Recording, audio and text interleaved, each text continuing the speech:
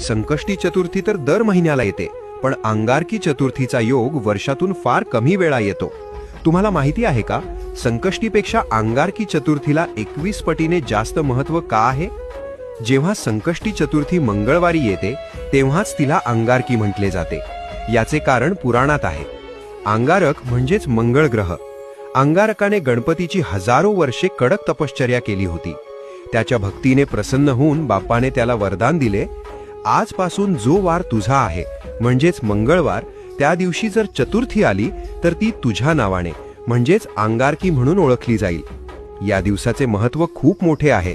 शास्त्र सांगते की वर्षभर येणाऱ्या सर्ण संकष्टी केल्यावर जे पुण्य मिळते ते पुण्य फक्त एक अंगारकी केल्याने मिळते.